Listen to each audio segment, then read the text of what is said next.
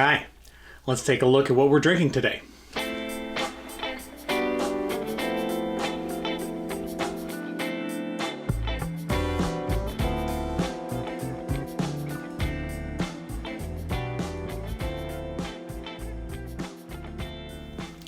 As a fond lover of Zinfandels, I'm really excited today to be opening up this Old Vine Zinfandel from Ironstone.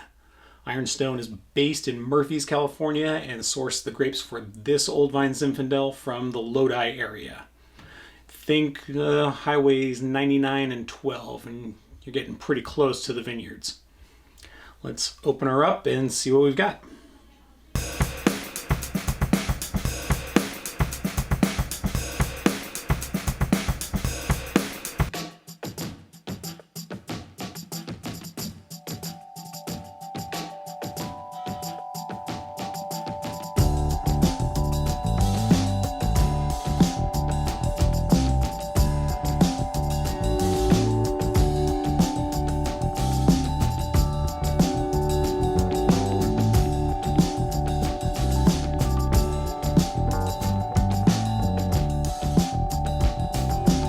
The official tasting notes read, "This medium-bodied Zin has exceptional varietal characteristics with lovely aromas of dark fruit and blackberry.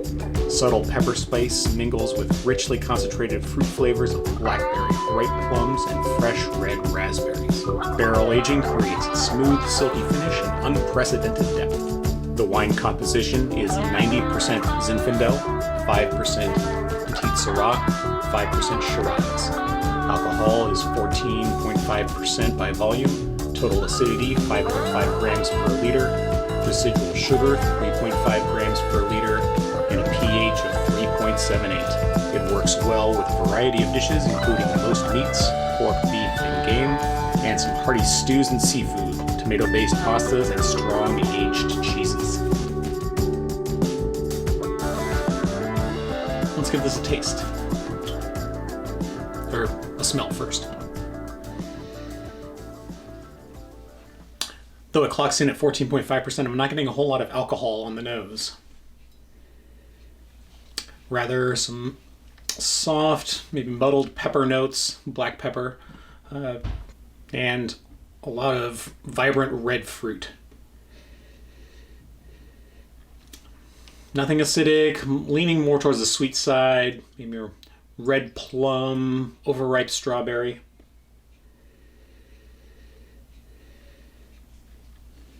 Faintest hint of a musty spice, not really clove.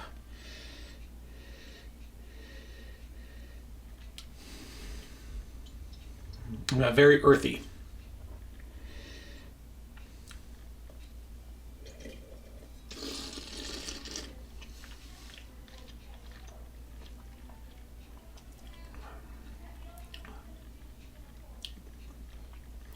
Yep, very medium to light-bodied Zinfandel.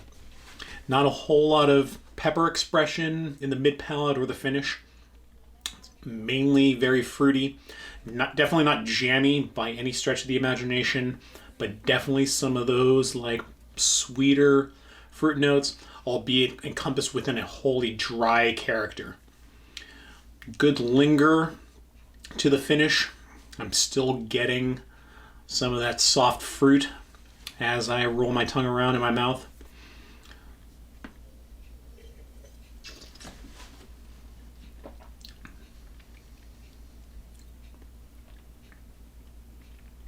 Or rather, it stays pretty savory from start to finish, albeit that savoriness tapers off extremely quickly on the finish and leaves you with that little bit of flavor to enjoy right until you get ready for that next good sip.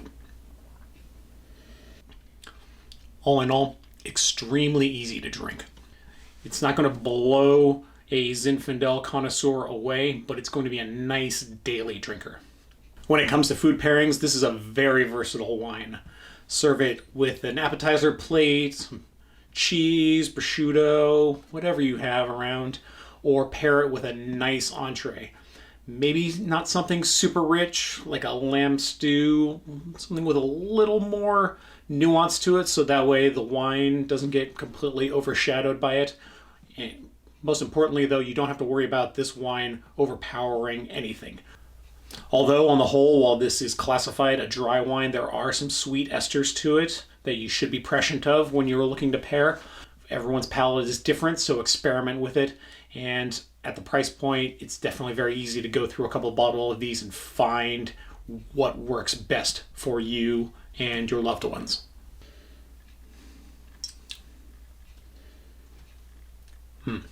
I could just drink this all day. And I have. Not today, of course, but in the past I've gone through a couple bottles of this. So I'm going to have myself a little more of this to go along with my dinner, get the bottle down to about 50%, pop the cork in it, which we should note is not a real cork. It is of the plastic variety. And I'll get back to you in about 24 hours and we'll see what time and oxidization does to the wine. I'm going to think that it's going to lose a lot of vibrancy to the fruit and will have been better to have just consumed it all in one sitting. But in the interest of science, I'll get back to you with the results. Right about. And we're back. But instead of it being a mere 24 hours later, it's more about 50 hours. I tried to squeeze some time in to shoot this segment yesterday, but my schedule unfortunately did not allow for it.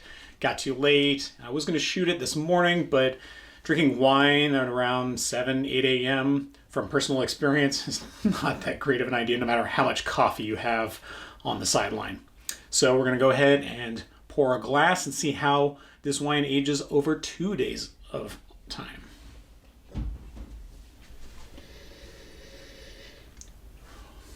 Right off the bat, any kind of alcohol fumes that you might have been picking up when you smell it, gone. The fruit is not coming through as much, definitely more of a musty character to the spices. Definitely has calmed down, but it is still detectable.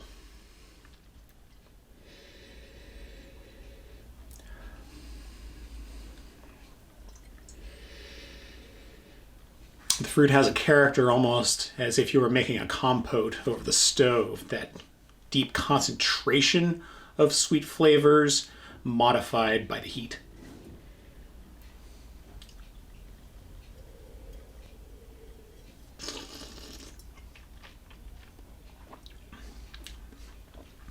As I had surmised in the past segment, definitely not a whole lot of sweetness to it. The fruit has really calmed down.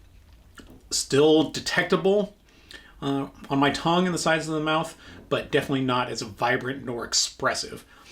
Spice-wise, while it does come through on the nose, mid-palate and the finish, barely perceptible, I would say.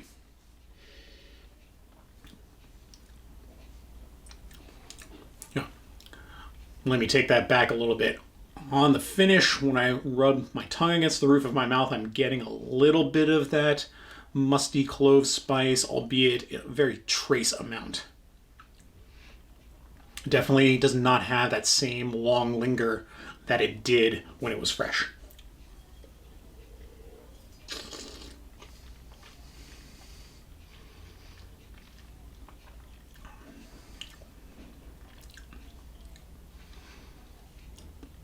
You know, all told, definitely way better day one fresh.